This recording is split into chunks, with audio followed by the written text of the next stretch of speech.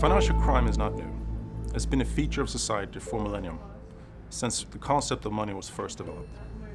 What is new is the sophistication of financial criminals and their ability to use technology to facilitate money laundering, and the shocking effects it's having not only on businesses, but on people and society too.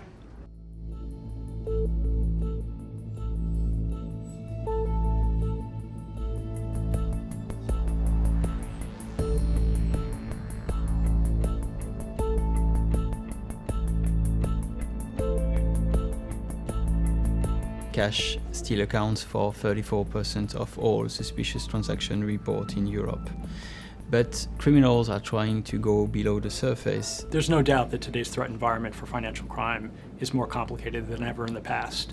Fraud, theft, both external and internal, money laundering, and also in some instances human trafficking were among some of the key pockets that were identified of financial crime. One of the weaknesses is that we are not counting the human cost into the equation. We look at numbers and statistics, but we are not looking at the human cost. Financial flows are crossing the borders, and therefore we need to tackle it in a cross-border way.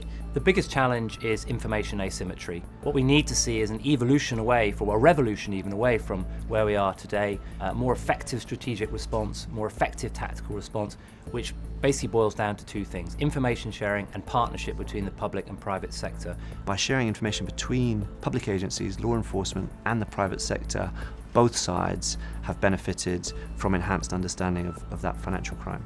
As a former child slave, I believe that the lack of coordination among all the players, from nonprofit organizations, civil society, governments, corporations, we all need to come together on this issue if we really want to make a difference and fight financial crime.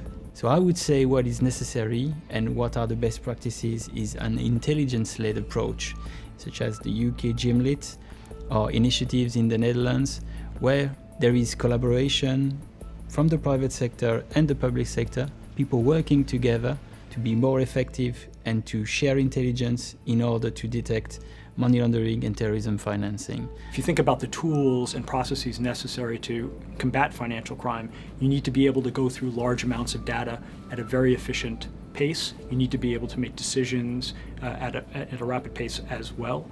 And you need to be able to do this in a coordinated manner. And we believe that artificial intelligence is an application and a tool, if broadly used and rightly used, that will help in the management of financial crime. We as a firm are investing heavily in the use of technology.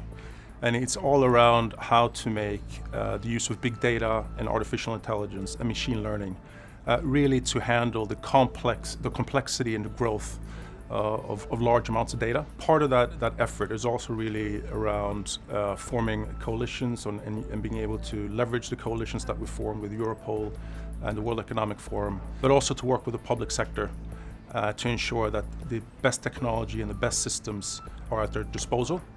Because we think that the only way to fight a network is really to become a network yourself. As part of the coalition, the Future of Financial Intelligence Sharing Research Programme is running a number of workshops in countries that are looking to develop public-private information sharing partnerships. We'd like to see more countries engage and trying to start their own efforts to improve information sharing. We're supporting the work of the coalition because we think that it's really important that we push for this topic to be a major one in terms of policy at world level.